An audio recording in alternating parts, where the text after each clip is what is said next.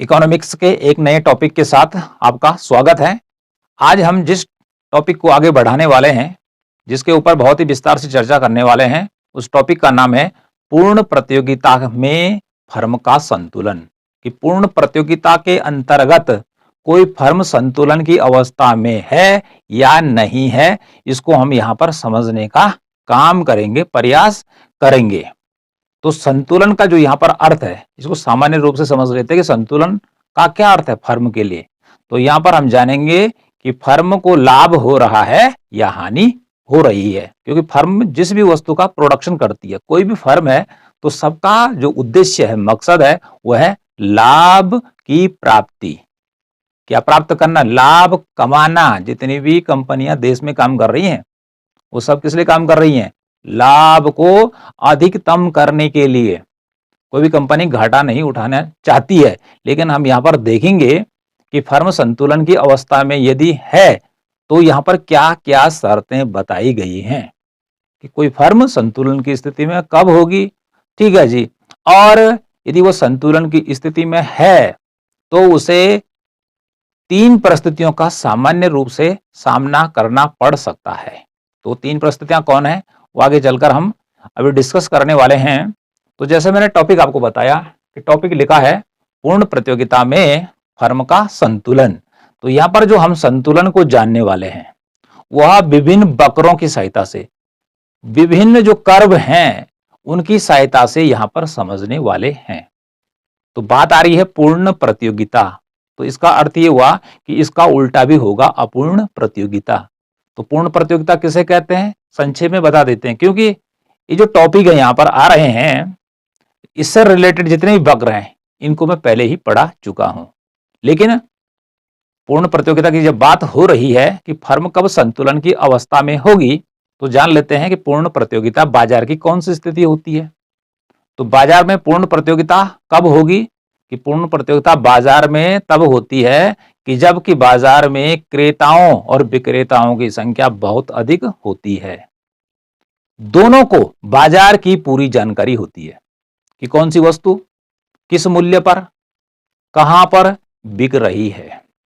फर्मों को बाजार में आने, अर्थात फर्म लगाने और फर्म को बंद करने की पूर्ण स्वतंत्रता होती है।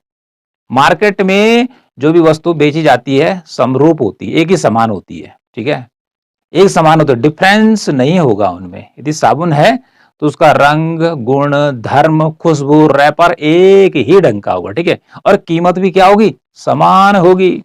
पूरे मार्केट में यदि कोई वस्तु बिक रही है और 10 रुपए की है, तो चाहे उसके पूर्वी कोने पे चले जाओ और चाहे पश्चिमी चले जाओ, उत्तर चले जाओ, दक्षिण चले जाओ, वो इतने ही प्राइस पर मिलेगी। तो ये होती है पूर्ण प्रतियोगिता। ओके, तो हम बात यहां पर करेंगे कि संतुलन की स्थिति में फर्म होगी, लेकिन हम यहां पर गणितीय रूप में न समझकर इसको विभिन्न कर्वों के माध्यम से समझेंगे कि पूर्ण प्रतियोगिता में फर्म कब संतुलन की स्थिति में होगी। तो इसके लिए यहां पर हमने कुछ चीजें लिखी हैं। कुल आय, इसके लिए नीचे ब्रैकेट में इंग्लिश में भी लिखा हुआ है, जैसे कुल आय है, टीआर लिखा है, औसत आय है, एआर लिखा हुआ है। ऐसे ही बहुत सारी चीजें हैं जिसके नीचे मैंने इंग्लिश में भी लिखा हुआ है, ऊपर हिंदी में है। तो हमें दोनों की जानकारी का होना जरूरी है। क्यों जरूरी है? कि जैसे हमने कहीं पर लिखना है औसत लागत, तो हम वहां पर शॉर्ट में क्या लिखेंगे? एसी। कर पे क्या लिखेंगे? एसी। ऐसे ही हमने कहीं पर लिखना है औसत परिवर्ती लागत, तो शॉर्ट में यदि कर्व बन रहा है तो उस पर लिखेंगे एवीसी, एवरेज वेरिएबल कॉस्ट। इसलिए आप इन चीजों को याद कर लेंगे। अब चलते हैं अपने टॉपिक की ओर कि पूर्ण प्रतियोगिता में कोई फर्म संतुलन की अवस्था में कब होगी। तो कुछ इसकी शर्तें हैं कि जिनका पालन करना बहुत जरूरी है, तभी जाके फर्म क्या होगी? संतुलन की अवस्था में होगी, अर्थात उसे लाभ होगा। यहां पर देखिए, पहली शर्त क्या है कि औसत आगम। औसत आगम, आगम को आय भी कहते हैं।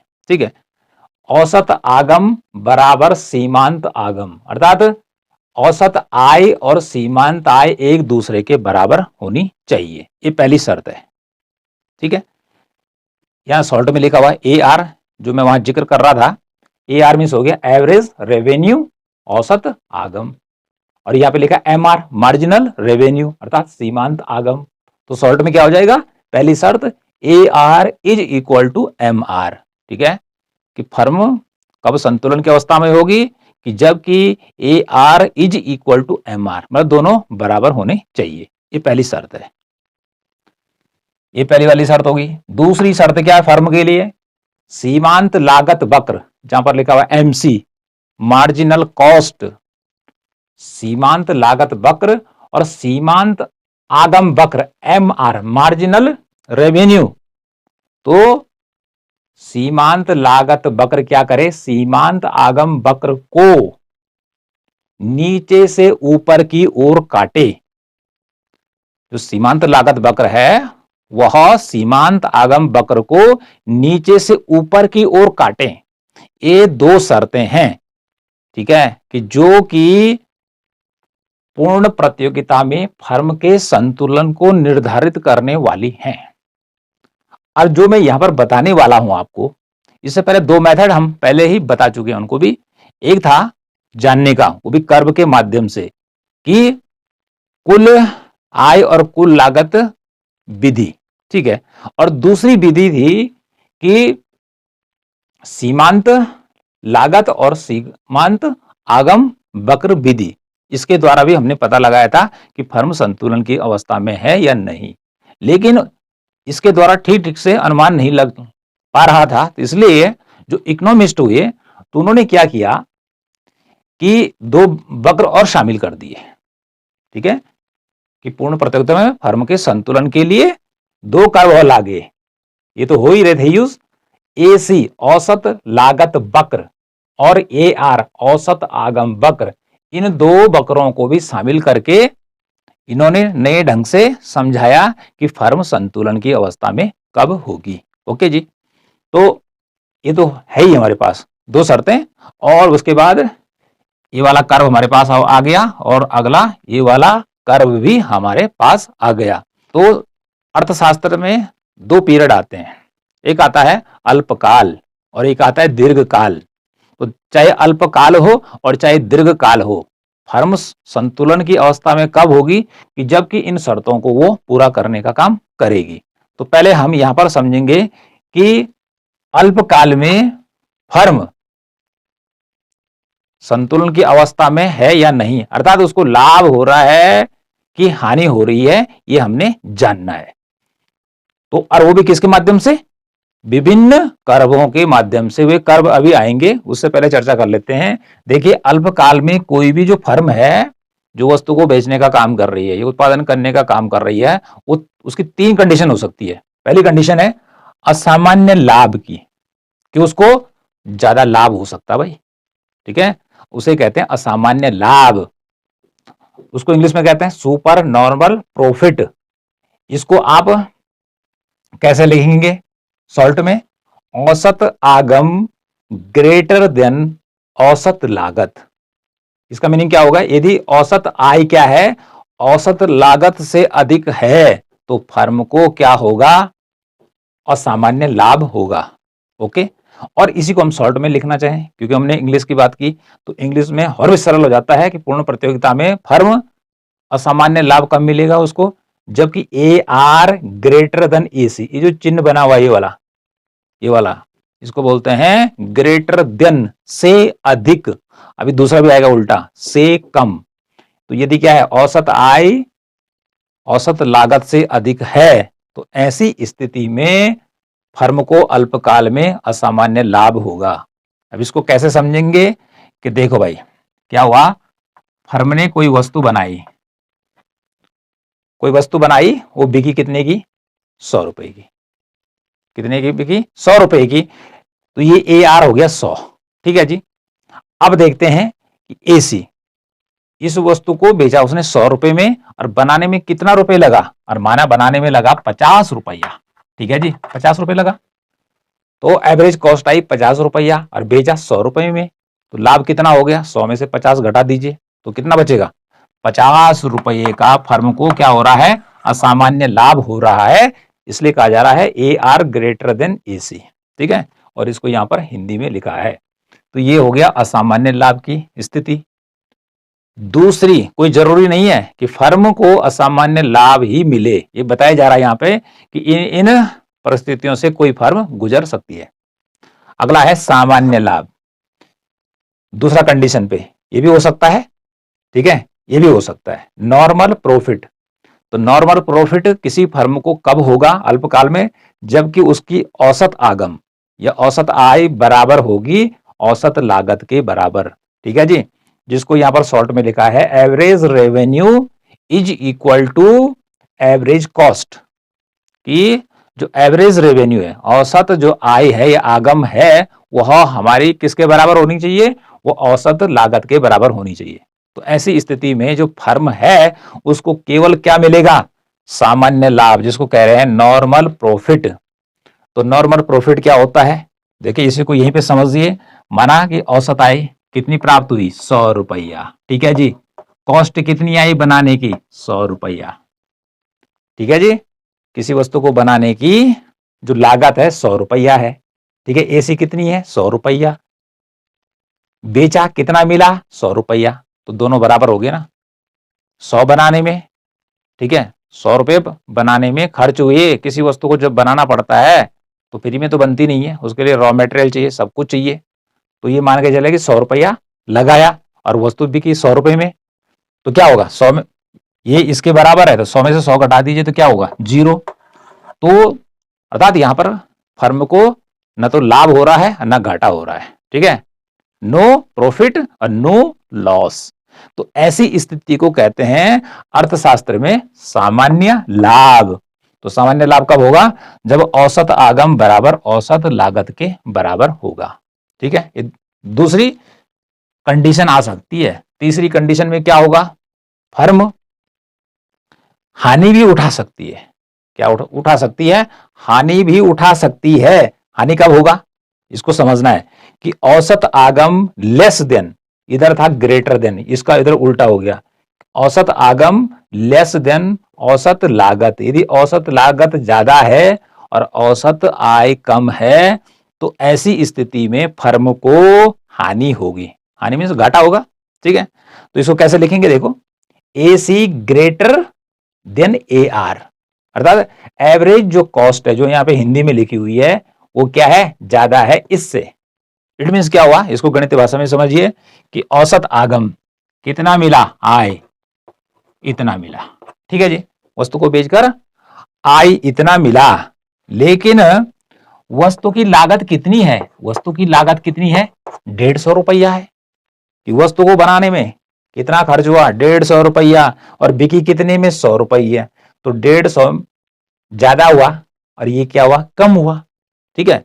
तो 150 ग्रेटर देन 100, अर्थात औसत लागत क्या है, ज्यादा है और आय क्या है, कम है। तो 150 में से 100 घटा दीजिए तो फर्म को कितना घाटा हो रहा है, 50 रुपीज का घाटा हो रहा है। कितने रुपए का घाटा हो रहा है, 50 रुपीज का घाटा हो रहा है। तो ये चीजें मैंने आपको पहले बता दी हैं। अब हम इसी को किस पे समझेंगे, अब इसी चीज को हम डायग्राम पे समझेंगे। इस चीज को तो आपने याद करना ही करना है, और जो ये शर्तें लिखी हैं, ठीक है, इन शर्तों को तो पूरा करना ही है, तब जाके फर्म क्या होगी, संतुलन की अवस्था में होगी, ठीक है। और साथ में हम ये भी जानेंगे कि अल्पकाल में वो असामान्य लाभ, सामान्य लाभ और हानि डायग्राम पर कैसे आएगी, फर्म संतुलन की स्थिति में है या नहीं है, इसको अब हम डायग्राम पर समझने वाले हैं। लेकिन शर्तें याद रखनी है आपने कि पहली शर्त है कि औसत आगम, ठीक है, A R is equal to M R के बराबर होना चाहिए। दूसरी शर्त है कि सीमांत लागत वक्र सीमांत आगम वक्र को नीचे से ऊपर की ओर काटे। तो किस प्रकार से काटेगा, ठीक है, और कहां पर फर्म को लाभ होगा, कहां पर हानि होगी, अभी हम इसको डायग्राम पर समझेंगे। मेन चीज है डायग्राम, ठीक है। और जो चीजें मैं यहां पर आपको बता रहा हूं और पहले बताई जा चुकी हैं उनको भी आपने याद रखना है, वो इसी से संबंधित है, ठीक है जी। तो पहले मैंने बताया था कि ए आर एम आर, ठीक है जी, एम सी एम आर का तो प्रयोग पहले हो रहा था, लेकिन इसमें स्पष्ट ये नहीं हो पा रहा था कि फर्म लाभ हो रहा कि हानि हो रहा, उसको ज्ञात करना कठिन हो रहा था, ठीक है। तो तब क्या हुआ कि अर्थशास्त्री ने दो कर्व और लिए, पहले ये छोड़ रखे थे इट मीन्स पहले वालों को जानकारी नहीं थी। तो उन्होंने एसी अर्थात औसत आगम वक्र को भी लिया और एआर को भी लिया, क्या जानने के लिए कि फर्म संतुलन की स्थिति में है या नहीं, अर्थात फर्म को लाभ हो रहा है या हानि हो रही है, इसको जानने के लिए। और जो फर्म होती है, उत्पादन करने वाली कोई भी इकाई है, कोई कंपनी है, आप ही हैं, तो आप क्या चाहेंगे? लाभ कमाना। कोई घाटा नहीं कमाना चाहता है, लेकिन कोई जरूरी नहीं कि हमेशा लाभ हो, ठीक है, घाटा भी हो सकता है। तो पूर्ण प्रतियोगिता में सबसे पहले हम जानेंगे कि फर्म कब असामान्य लाभ की स्थिति में होगी, अर्थात उसको अति लाभ कब होगा, ठीक है।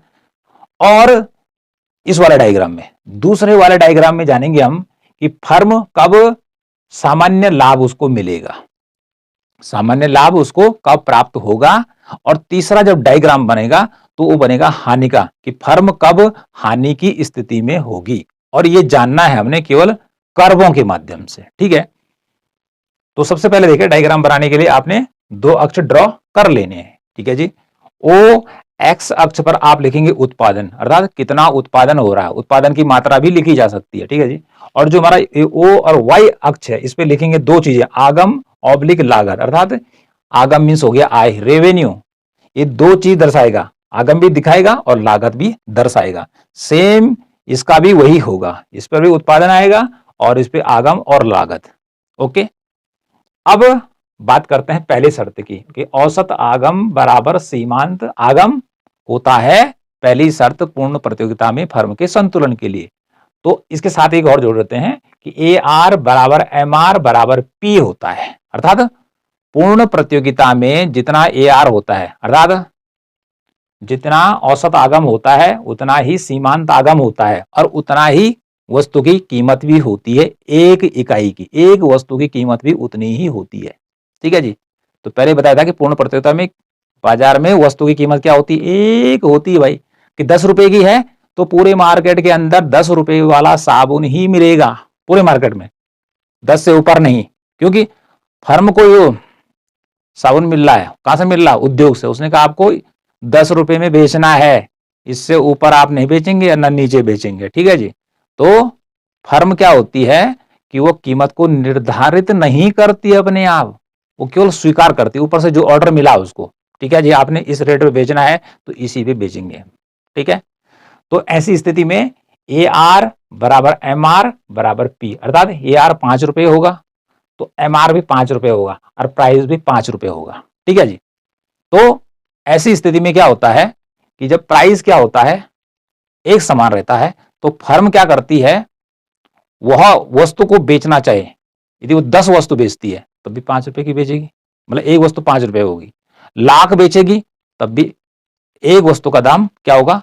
5 रुपए होगा। तो 1 लाख को 5 से गुणा कर देंगे तो सीधे निकल के आएगा। ओके, तो ऐसी स्थिति जब प्राइस एक ही रहता है, चाहे आप एक बेचो और चाहे 50 बेचो, 100 बेचो, लाख बेचो, रेट वही रहेगा, ठीक है। तो ऐसी स्थिति में 1 2 3 ये तीनों बराबर रहते हैं। तो ऐसी स्थिति में यहां पर देखिए, हमने कोई भी इस लाइन पे कोई भी बिंदु चयन करना है बीच का, जिससे कि हमारा डायग्राम अच्छा बन जाए, ठीक है। और इतना अच्छा भी नहीं कि आप डिजाइन बनाना शुरू कर दिया, हमने केवल शो करना है यहाँ पर कि फर्म कब असामान्य लाभ या उसको अति लाभ कब मिल रहा है। तो देखिए, पूर्ण प्रतियोगिता में आपने यहाँ बीच में से लेना है और यहाँ पर लिख देना आपने पी, पी फॉर होता प्राइस, ठीक है, ये वाला प्राइस जिसकी हम जिक्र कर रहे हैं। तो पूर्ण प्रतियोगिता में क्या होता है कि जो प्राइस वाली लाइन होती है ऐसी पड़ी होती है, एकदम से पड़ी होती है, ठीक है जी। और ये जो दिखाती क्या दिखाती है, ये A R is equal to M R, इसका मीनिंग हो गया कि ए आर और एम आर दोनों बराबर होते हैं और इसी के बराबर भी प्राइस होता है। ऐसे में आपने सीधे एक पड़ी लाइन खींचनी है इसी के समांतर, ठीक है, जैसे ये पड़ी है नीचे वाली, ठीक है, ये हॉरिजॉन्टल है, इसको भी हॉरिजॉन्टल बनाना है, ठीक है। ये बात कंप्लीट हो गई, इतने में ही यहाँ पी लिखेंगे प्राइस। अब कोई बोलेगा जी मैं यहाँ लूंगा ऊपर, तो फिर तो ये तो रेखा चित्र ऊपर जाएगा, जब अगला वक्र खींचा जाएगा इस पे, तो इसलिए बीच का बिंदु लेना है, ठीक है, इन दोनों के बीच का लेना है। ओके, सरलता के लिए बता रहा हूं। दूसरी शर्त है कि सीमांत लागत वक्र, किसको? एम आर जो वक्र है, अब यहाँ पे ए आर वक्र दोनों एक ही है, तो एम आर वक्र को नीचे से ऊपर की ओर काटे, ठीक है, और चाहे ये वाला वक्र है, ये सारे वक्र जो होते हैं इनकी आकृति कैसे होती है, अंग्रेजी के अक्षर यू आकृति के सारे कर्व होते हैं, सारे वक्र होते हैं, याद रखना आपने। अंग्रेजी का अक्षर यू आकार का कैसा होता है उसको आप देख लेना, लेकिन यहाँ पे देखेंगे हम। एक शर्त पूरी हो गई, दूसरी है सीमांत लागत वक्र एमसी कर्व सीमांत आगम वक्र को नीचे से ऊपर को और काटे, तो ये हमारा एमआर वक्र भी हो गया। अब ठीक है, आपने क्या करना है, यहां से ऐसा करेंगे, ठीक है, नीचे की ओर गिरेगा, यूं जाएगा और ये लीजिए जी, और इस पे लिखेंगे S M C. S M C का मीनिंग क्या है, क्योंकि हम किसके बारे में पढ़ा रहे हैं, अल्पकाल के बारे में, तो अल्पकाल के लिए सॉल्ट आता है, तो एस लिख दिया, सॉल्ट रन मार्जिनल कॉस्ट, अल्पकालीन सीमांत लागत वक्र। अब इसको कैसे ड्रॉ करना है, देखो भाई, इसको पहले नीचे की ओर जाएगा, ठीक है जी, अब ये कैसा आकार बना रहा है, यू आकार का, इसके बाद ये ऊपर की ओर जाएगा, तो इसमें क्या कहा जा रहा है कि ये कर्व इसको कहां से काटे, यहां से नीचे से ऊपर की ओर काटे, अर्थात ये पहले नीचे गिरता है, इसके बाद ये ऊपर की ओर चढ़ता है, और इसने इसको कहां पर काटा, यहां पर, ठीक है। कहां से, पहले यू आकार का बनाना है, पहले क्या होता है, देखो भाई, फर्स्ट में लागत कम होती है, फिर स्थिर हो जाती है, फिर लागत बढ़ने लगती है, यहां पर लागत क्या हो जाती है, किसके बराबर हो जाती है, ए आर एम आर के बराबर, दोनों इक्वल हो जाते हैं, तो इसलिए यहां पर मानते हैं संतुलन की स्थिति, लाइन ड्रॉ करनी है, और यहां पर लिखना है ई, अर्थात यहां पर फर्म क्या है, संतुलन की स्थिति में है। क्यों है, इसलिए है मेरे भाइयों, क्योंकि यहां पर ए आर बराबर एम आर है, ठीक है। दूसरा, सीमांत लागत जो वक्र है वह क्या कर रहा है कि एम आर वक्र को ये नीचे से ऊपर की ओर काट रहा है, ठीक है जी, यहां से यहां पर काटा, उसके बाद ऊपर चला गया, तो आप ड्रॉ कर सकते हैं, बहुत आसान है, ठीक। इसका मीनिंग अलग अलग है, तो इस पे लिख देंगे आप एसएमसी, इसका मीनिंग क्या हुआ, सॉल्ट रन मार्जिनल कॉस्ट, अल्पकालीन सीमांत लागत वक्र, ठीक। इसलिए मैं कह रहा था कि इंग्लिश का आना जरूरी है, अल्पकालीन सीमांत लागत वक्र, इतना लंबा होगा, ठीक है, इसलिए एसएमसी दिखा देंगे। एक शर्त और दो शर्त पूरी हो गई यहाँ पे, ठीक है। लेकिन अब हमने देखना कि फर्म, क्योंकि हम बता रहे हैं कि यहाँ पे सुपर नॉर्मल प्रॉफिट है, सामान्य लाभ मिल रहा है, उसको ज्यादा लाभ हो रहा है, अब हमने क्या करना है कि एसी औसत लागत वक्र और औसत आगम वक्र, अब क्योंकि ए आर तो इसी के बराबर है, तो ये पड़ी लाइन तो इसके लिए भी वही रहेगी। अब हमने यहाँ पे एसी के द्वारा देखना है, जो औसत लागत है कि वस्तु की एक इकाई को बनाने में कितना पैसा खर्च हो रहा है, इसके द्वारा पता लगाना है कि फर्म घाटे में है या फायदे में है। लेकिन पहला वाला हमारा किस में बन रहा है, फायदे के लिए बन रहा है, ठीक है जी। तो अब आप क्या करेंगे, ये वाला कर्व भी हमारा कैसा होगा, यू आकार का होगा, यहां से लेंगे इस प्रकार से, ठीक है जी, अच्छा सा बना दीजिए आप, ठीक है, यूं करके और ये चला गया ऊपर, ठीक है जी, कोई दिक्कत। अब ये चला गया, ठीक है, यूं करिएगा, जैसे हमने कहा कि नीचे की ओर गिर रहा है, इसका मतलब लागत घट रही है, इसके बाद यहां तक लागत गिरती गई, स्थिर हो गई, फिर ऊपर की बढ़ती बढ़ती और इसको क्रॉस करते ऊपर निकल गई, तो इस पे क्या लिखना है, ये वाला, ये हो ए सी, तो इस पे क्या लिखेंगे, ए सी, लेकिन इसके आगे एस भी लगाना, इसका मतलब है salt run average cost, salt run average cost, ठीक है जी, अल्पकालीन औसत लागत, हिंदी में पढ़ेंगे इसको, और हिंदी में लिखने लग जाएंगे तो बहुत लंबा हो जाएगा, इसलिए इंग्लिश में याद रखें, ठीक है। और यदि नहीं हो रहा इंग्लिश में तो तब क्या करना भाई, तो हिंदी में लिखना पड़ेगा। अब देखिए हमने क्या कहा आपको कि लाभ की यहां पर तुलना की जाएगी किससे, कि इससे और किससे, ए आर से तुलना की जाएगी। अब यहां पर देखना है कि उत्पादन कितना हो रहा है यहाँ पे, ठीक है, क्यू हो गया, तो ओ से लेकर क्यू उत्पादन हो रहा है, फर्म यहां पर संतुलन की अवस्था में है कि इतना उत्पादन करने पर प्राइस ये है, और यहां पर ये इसके बराबर है। लेकिन ये जो एस ए सी है ये क्या है, नीचे है, ठीक है जी, इस बिंदु पर है, यहाँ पर ई है, मैंने यहाँ पे टी अंग्रेजी कोई भी अक्षर लिख सकते हैं, टी लिख दिया, ठीक है। अब टी देखिए और ई देखिए, भाई इन दोनों का अंतर देखना, यहां से हम क्या करेंगे, इधर से और इधर से इसको मिलाएंगे, लाइन खींच देंगे, यहाँ पे लिख दीजिए आर। अब क्या देखना है, आई, जो हमारी औसत आई है, ये वाली रेखा, ये पड़ी रेखा है औसत आई की, ये वाली यहां है, और औसत लागत की जो रेखा यहाँ पे ये टी लिखा है, यहाँ नीचे है, तो इसका मीनिंग क्या होता है कि लागत क्या है, वस्तु को बनाने की क्या है, कम है, ठीक है, कम है, जबकि औसत आय की रेखा यहां ऊपर है। ठीक है जी, तो इतना क्या हो रहा है, फर्म को ई से लेकर और टी तक लाभ हो रहा है। क्या हो रहा है, लाभ हो रहा है।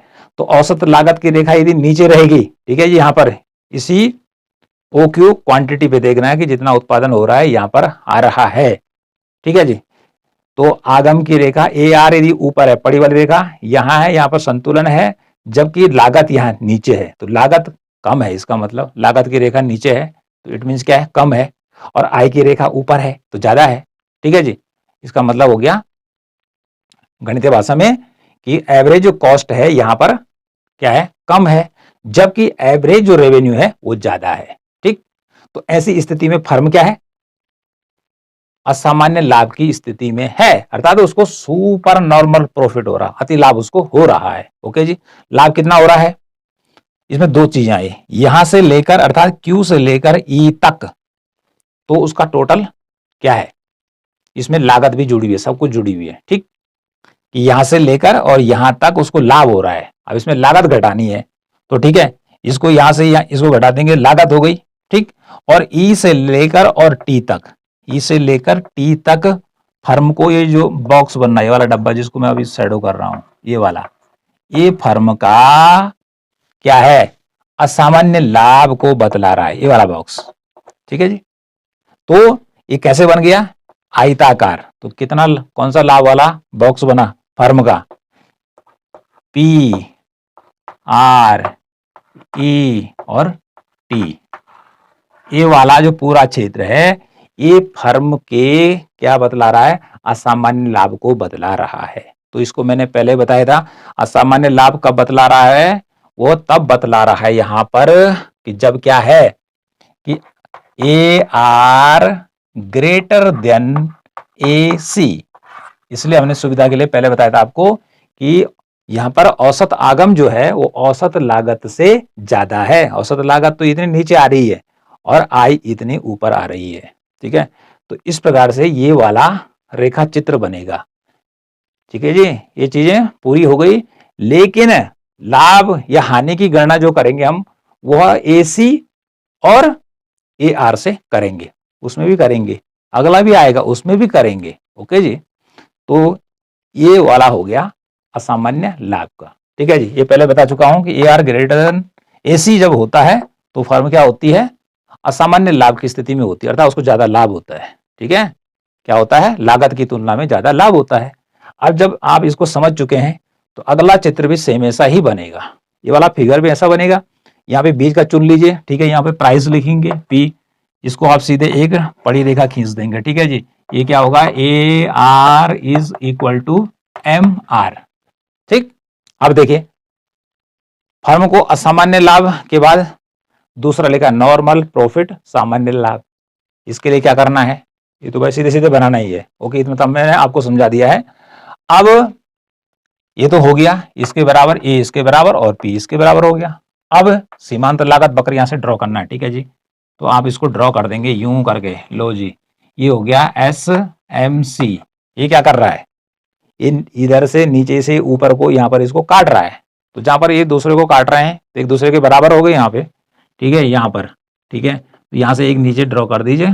ठीक है, और यहाँ पे लिख दीजिए ई फॉर हो गया इक्विलिब्रियम, तो कितने उत्पादन पर, क्यू लिखेंगे यहाँ पे, क्यू फॉर होता क्वांटिटी, यहां से लेकर जब इतना उत्पादन हो रहा है तो यहाँ पर फर्म संतुलन की स्थिति में है। ठीक, ये मैंने यहाँ पे बताया था कि यहाँ पर फर्म क्या है, संतुलन की स्थिति में है। लेकिन अब हमने जानना है क्या कि फर्म यहां पर घाटे में है, लाभ में है या सामान्य लाभ में है। तो यहां पर मैंने पहले बता दिया कि यहाँ पे सामान्य लाभ को ज्ञात करना है हमने, तो पहले बताया था मैंने कि सामान्य लाभ कब होता है कि जितने में वस्तु बनती है और उतने में बिकती है, दोनों की राशि बराबर है, 10 रुपए में बनी और 10 रुपए में बेच दी, तो यहाँ पर क्या हुआ, 10 में से 10 घटा दीजिए, जीरो, ना उसको हानि हुई ना लाभ हुआ, तो इसको अर्थशास्त्र में कहते हैं सामान्य लाभ। तो यहाँ पर डायग्राम पर सामान्य लाभ को दर्शाना हमने तो पहले बता चुका हूं, सामान्य लाभ को देखो जानने के लिए या किसी भी लाभ या हानि को जानने के लिए एसी और ए आर कर्व को देखना है। ठीक है, एक में आ रहा है एवरेज क्या, रेवेन्यू, औसत आय, और औसत लागत, वक्रों के बीच का अंतर देखना है। ठीक है जी, अंतर तुलना करनी है उनकी कि लागत ज्यादा है या आय ज्यादा है। ठीक है, यदि आय ज्यादा हो गया लागत कम हो गई तो समझ लो ये वाला हो गया। अब यहां पर देखिए हम सामान्य लाभ को दिखाने के लिए क्या करेंगे, आप देखो यहां से लेना ऊपर से कर्व, देखो भाई कुछ नहीं करना है, कोई बहुत रॉकेट साइंस नहीं, यहाँ पे टच कराना है इसको, ठीक है, और इसको यहां कर दीजिए और यहाँ पे लिख दीजिए SAC। ये जो एवरेज कॉस्ट का जो AC जो कर्व है यहाँ से इसको ऊपर से लाना है और यहाँ पे इसको टच कराना है और इसको ऊपर ले जाना है। इसके आकृति कैसे बन गई, यू आकार की बन गई। ठीक है, तो ये न्यूनतम बिंदु पर इसको काट रहा है। ठीक है जी, तो यहां पर क्या हो रहा है, SAC अर्थात AC और AR दोनों बराबर हो जा रही है क्योंकि यहां पर एक दूसरे मिल गए।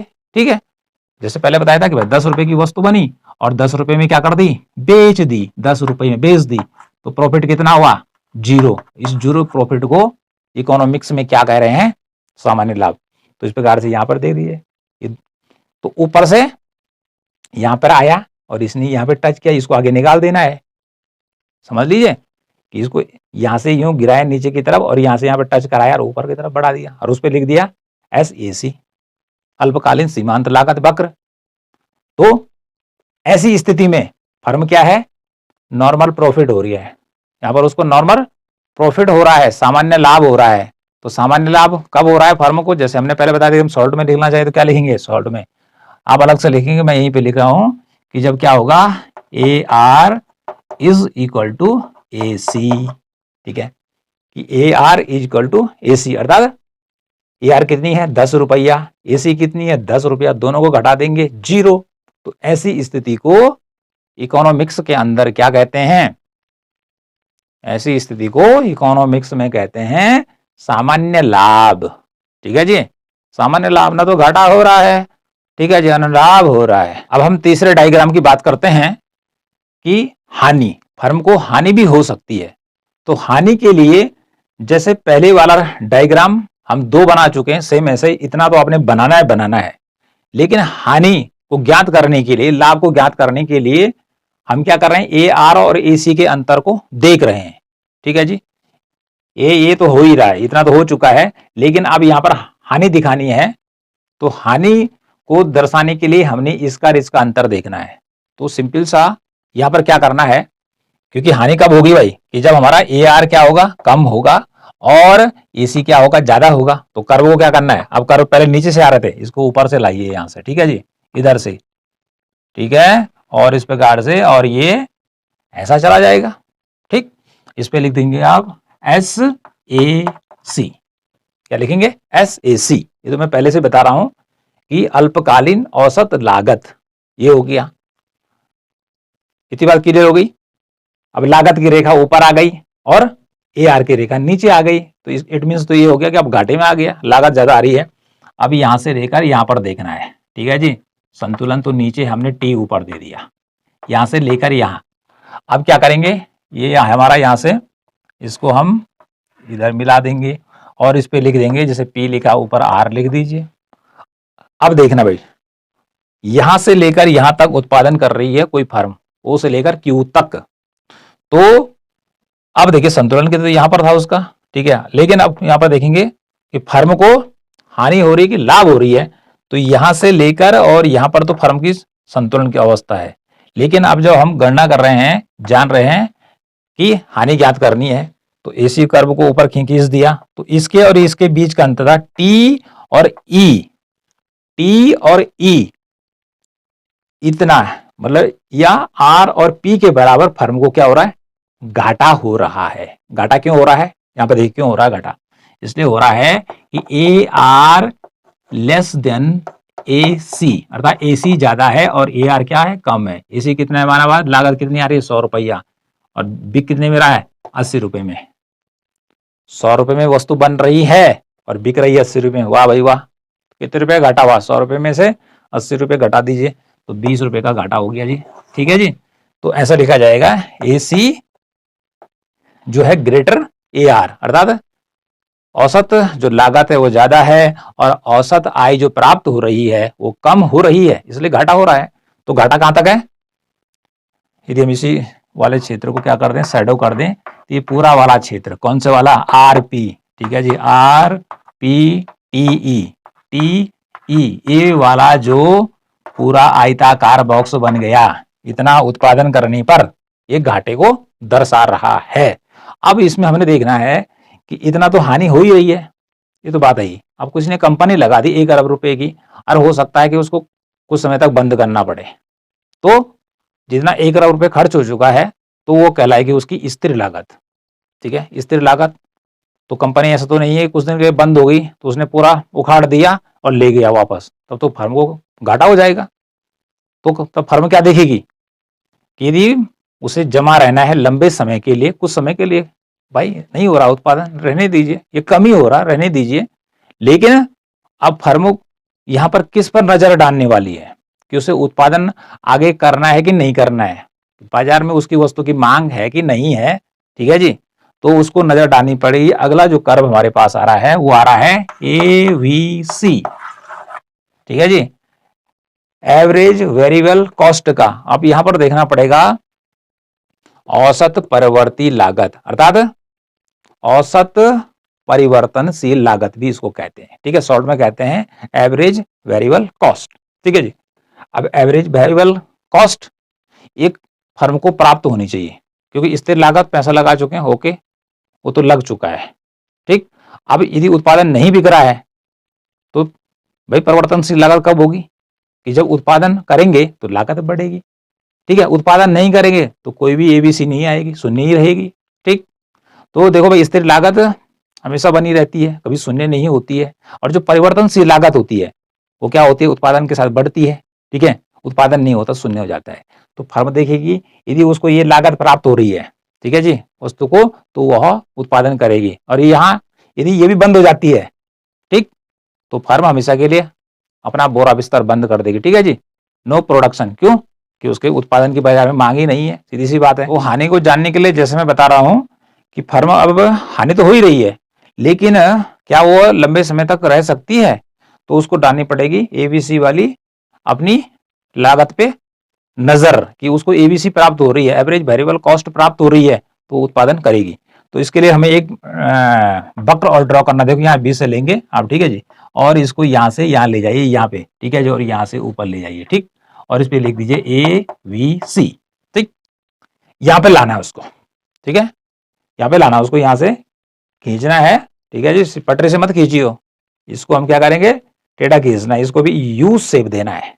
यहाँ पे आ गया, ओके जी। तो फर्म को तो क्या हो रहा है, इतना तो उसकी स्थिर लागत है ही।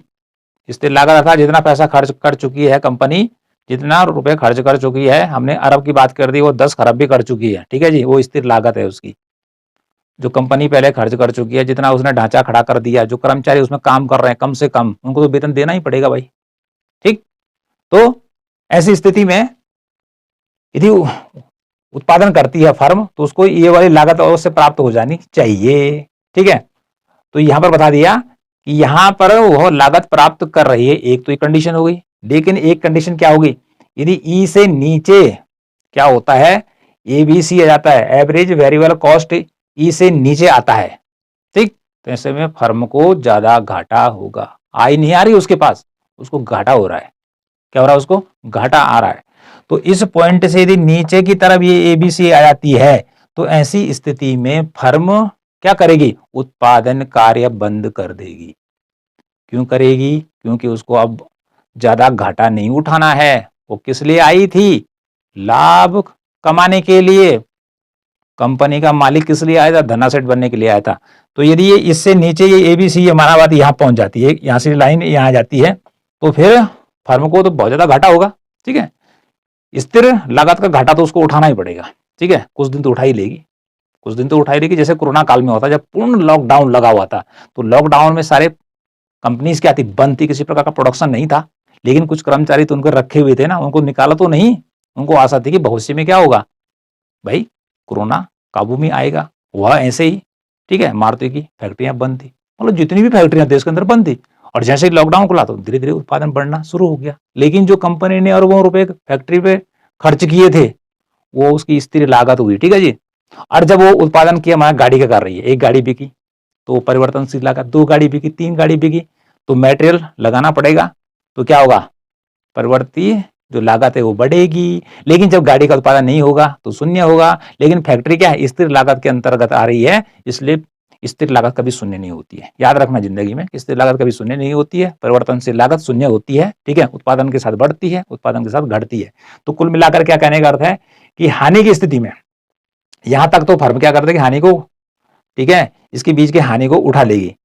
यहाँ पे हानि तो हो ही रही है, लेकिन इस पे नजर डालेगी वो एबीसी पे कि उसको एवरेज वेरिएबल कॉस्ट प्राप्त हो रही कि नहीं हो रही है। ठीक है, इसलिए यहाँ से एक रेखा खींचनी है और देखना है, इसको यहाँ से टच कराना, ऊपर को ले जाना है और यहाँ पे लिख देना है शट डाउन पॉइंट। का मीनिंग होता है कि फर्म बंद करने का बिंदु यहाँ पर होगा यदि इससे नीचे आती है एबीसी, उसकी कॉस्ट और नीचे जाती है बनाने की, किसकी, वस्तु की, और आई होती है उसको कम, तो फिर क्या होगा, वहां घटा, तो इसमें फर्म क्या हो जाएगी, बंद हो जाएगी। ठीक जी। तो इस प्रकार से हमने आपको आज अल्पकाल में फर्म पूर्ण प्रतियोगिता में संतुलन की स्थिति में कब होगी ये हमने आपको बताया।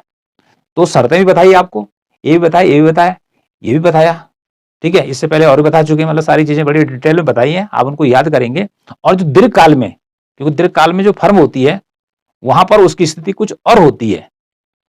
किस प्रतियोगिता में, इस प्रतियोगिता में, उसको हम आपको अगले वीडियो में पढ़ाएंगे।